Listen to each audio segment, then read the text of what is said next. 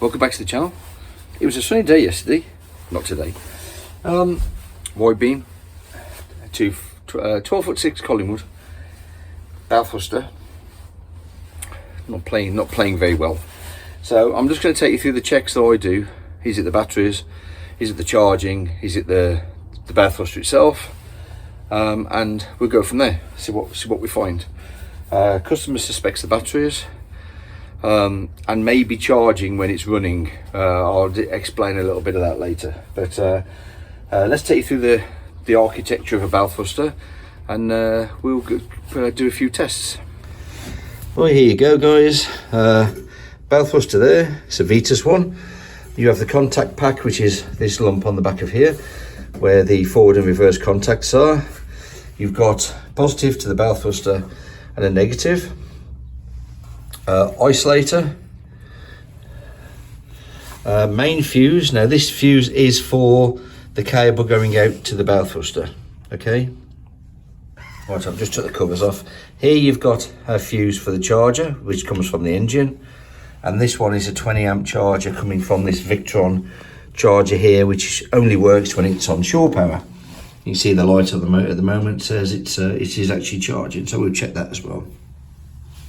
Goes through, sorry for turning it upside down, into a 13 amp plug there with a weatherproof cover. That like I say, that socket is only live when we're into shore power, no other time. Right, I just want to check a few things first. Are we getting a nice charge voltage, which is all I can do, off the power the battery charger, which I suspect we are. I want to check the fuse they send for the engine charging, and the fuse, there'll be a fuse in the back as well, so I want to check those as well. Then we do a capacity test or load test on the batteries and see what condition they're in also. Right, yeah, these are very difficult to get out with your fingers. They're like a large blade fuse. This one's 100 amp, so I want to check that, see if that's okay.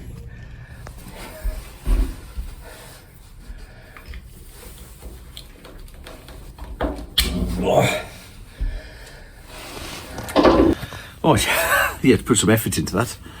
There's the fuse. I know you can see. Let's get out to the sunshine. That fuse is intact there. Okay, so why am I checking that? So the one thing about bow thrusters, and I see this a lot, is overuse of bow thrusters. So there's only so long you can run a bow thruster, maybe a minute or so, before those batteries are depleted. If you keep taking that too far, what it will try and do then is pull current from the back of the boat, so through the charging cable. Now there's no way that charging cable is big enough to supply that bow thruster current, hence these fuses. So it's really common that people have drove the batteries down too far on the bow thruster. It's tried to pull all that power from the back batteries, and these fuses blow. Of course, once these blow, your bow thruster batteries never recover because they can't charge from the alternators at the back. So in this case, what Colin would have done is they put one at the front, and there should be one at the back. So we go back and test that one as well and see where that is, make sure that's intact. Then I can turn the battery, keep calling it power supply, turn the battery charger off, run the engine and make sure I've got that charging current up here, because there will be probably a split relay at the back as well. Right, I'll pop this back in and we go back and see what's going on. See if the fuse is okay in the back engine compartment.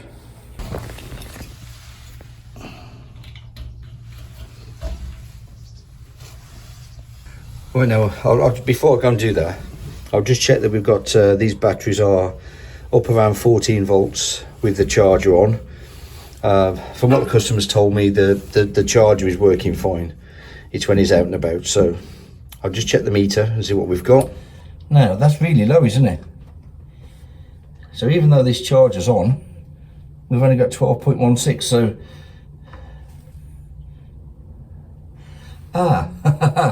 okay. Right, so I think I found a little problem there, one of them. I was measuring that at the batteries, 12.16. That's below 50% discharge. The charger's on. That should be up much higher than that. So let me just show you something. See if this makes a bit of sense. Well, if I can put you somewhere.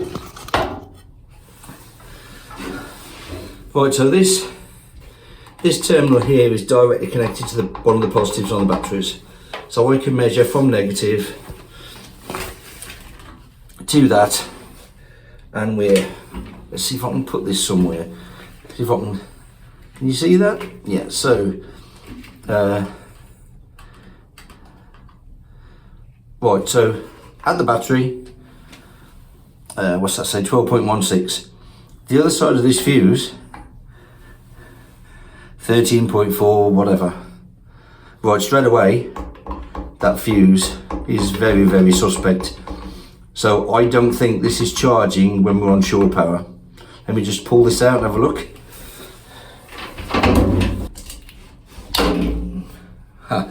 Well, that tells you. You can see it's blown, the cover's come off. Let me see if I can zoom you in here. Yeah, can you see that? So it has blown. So first issue, when the customer's plugged into shore power, he goes off to do whatever, and it's quite a tight manoeuvre out of here. First thing is, his batteries are nowhere near where they should be, straight away. So a big problem there. So I'll go and get a new fuse out the van, see if I've got a 20 amp in there. What size is this power supply? Keep calling it power supply. Right, see, there's a problem as well. So you can clearly see, if you look at the label on that, this is a 25 amp power supply, 20 amp fuse. So that's been in since production, build. So that power supply can deliver 25 amps on low batteries. That should be at least a 25 amp fuse. And the size of the cable, I could easily put a 30 or 40 amp in there, made no difference. The cable's what? Yeah, so the cable's 25 mil. Why have you fitted 25 mil to a 25 amp charger? Don't know. Anyway, so if we've got a fuse in the van, at least let's get that charging, so when he moves, his bell thrusters are full. Makes complete sense. Right. Clearly see, that was definitely blown. Silly little thing like that. I mean, if this guy's on the river or anything like that, no bell thruster, 12'6" wide beam, wouldn't want to be there myself. Now in some ways that's good. So I can do two things now. I want to go and check the fuse at the back for the alternator charging, make sure that's charging. Now the batteries are low, so I should see that straight away. I want to see those charging, so I know all that charging off the alternator is okay. I'm thinking it might not be, so I think we might have a few things going on here. Let's go and have a look at that before I change that fuse on the battery charger, because that's easy to do that later. Let's see how the other stuff is working.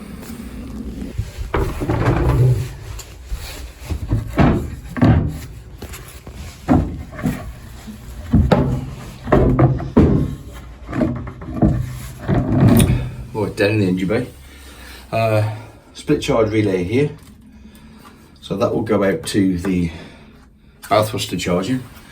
No visible fuse on the front panel there, which normally there is. So let's check that.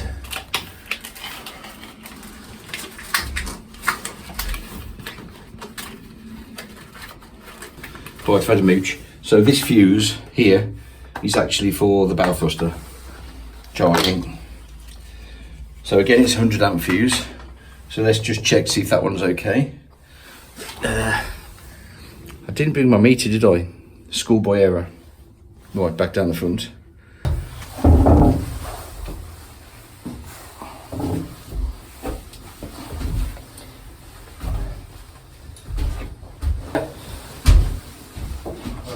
copper, I think. If you're making one, yes. If not, don't worry. Yeah, I'll put that. You have sugar and beer, or do Just you? black, mate, please.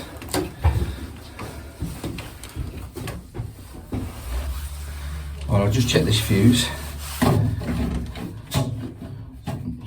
Okay, so I can check, see if there's a voltage across it.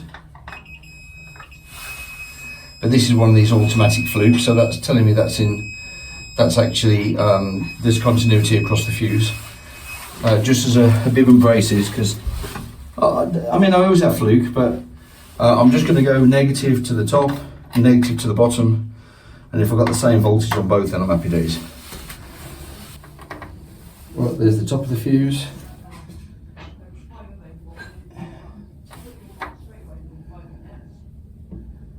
And there's the bottom of the fuse.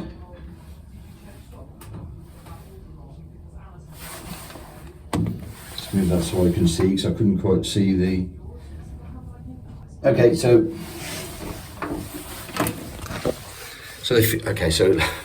the fuse is on the other side of the smart relay. So unless the engine's running, that's not going to come on. But I've done the continuity, so I know that fuse is okay. We know the fuse down there is okay for the alternator charging, so there's no reason why that wouldn't kick into life. I'm going to try that now. So what we'll do is start the engine. We should see the relay close, which might be difficult. There is a little amber light there, but they're hard to see. But the proof of the pudding will be measuring the voltage at the batteries down there. Okay. Right, the engine's running, so just check we've got charging voltage here at these batteries. Might be difficult to film, but let's give it a go. Put that down on the negative. Right, so let's see what we've got. Let's put that so you can see it. So,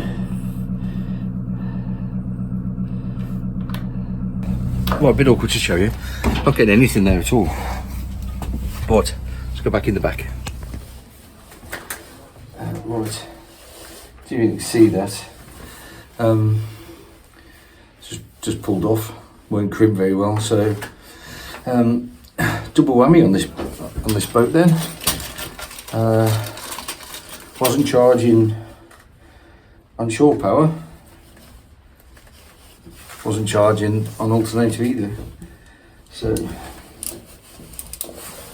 right, there's a new couple. Let's get that one.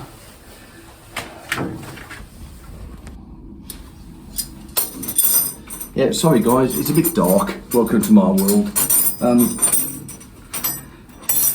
So here's the negative with the new crimp. What's the easiest one to pop it onto? It will reach. Will it reach anywhere else? It's the smart relay just uses this for reference.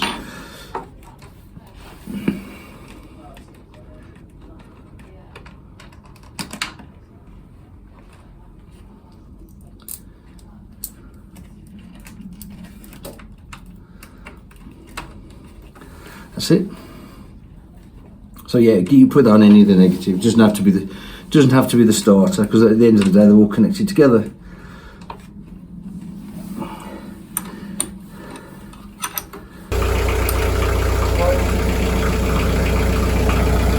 Don't need to see it, but that is actually on now. Okay. Right, that's just check that there, which is connected to the batteries. So now we've got a charging voltage there from the alternator, so that's happy days, much better. It'll take a while for that to come up. So what we're going to do, I haven't got a 30 amp fuse, I've just thrown that in temporarily. I'll get one to replace that. We'll get the charger on, and then the charger can bring the batteries up. Right, okay, that's me away from there. So yeah, the double whammy really for that customer is his shoreline charger wasn't working because somebody had fitted the wrong fuse. That's been there since build, say nothing else.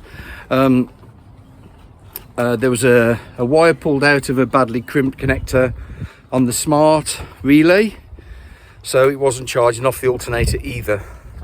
Okay, so very often you find, people think bow thrusters, first thing they do is change the batteries. Very often, isn't there? I mean, these might come up as weak, but the reason they're not working is very rarely just the batteries. So, right, so he's happy. I'll change that fuse at some point when I go back and do a load test on his batteries. But like I say, he's gonna leave them till next week sometime. Give them a good soak. We'll rest them overnight, so off charge, and then I'll do a load test on them just to check, just to see where they are, good, weak, or indifferent, or strong. Depends how long they've been left down at that low discharge rate. They don't like that. And again, they're really the wrong batteries. They shouldn't be leisures, they should be starter batteries, because that bow thruster is a big motor, lots of current, short periods of time. Leisure batteries aren't strong enough for that. And I know why they fit them, because they buy pallets and pallets of leisure batteries and a few starter batteries, and they just use the leisure batteries for the bow thrusters as well. They never last very long, and then I have to fit some decent, good cranking batteries for those bow thrusters at some later date. But of course, the boat build is all done by then. Right, I'm not complaining, not knocking anyone particularly, but that's just a fact. They often fit them. They often fit leisures to bow thrusters. They're not designed for that. But anyway, right, that's me done. Hope you found that sort of interesting. Short video today. I'm trying to put videos on that are different. Not me doing another solar install. You've seen all that. If they're different, then I'll video them. Right, so that was a different sort of fault than I've put up before. So yeah, just a quick diagnostics of bow thruster batteries, charging systems, and how they work and how they're connected, and the architecture that goes around them. Right, that's me done. Gonna go and have a look at the bilge pump. It's not very interesting, is it, that? We'll see if I film that or not. It's a bilge pump. It's not very, I don't like doing bilge pumps. But yeah, I'm gonna have a look at that now. And right, I'll catch you next time. Hope you enjoyed that. Hope you got some information from it. Thumbs up, subscribe. Oh yes, and also in the link below, I don't know why I'm carrying this tool bag around with me. I really can just put that down for a second. Also, we're doing some fundraising for Race Against Dementia, not to dementia. That's the one I'm on. In the link below, you can go to the Kingfisher PayPal account and donate there. But you do get a chance to win. There's 2 separate days of narrowboat hire for up to 6 people. So a nice summer's day, cruising the canal down here, which is really easy, no locks and stuff. There's 2 days up for grabs when we draw that. So you get something from it as well. So have a look at the link below. You can win 2 days narrowboat hire, 2 separate days narrowboat hire for up to 6 people. Happy days, something for you, something for Race Against Dementia. So have a look at the link below. Please have a look at that for us, and join in if you want to. It's a good cause, and also you got a chance to win something back. Okay, right, that's me off. Thanks very much, guys. See you next time.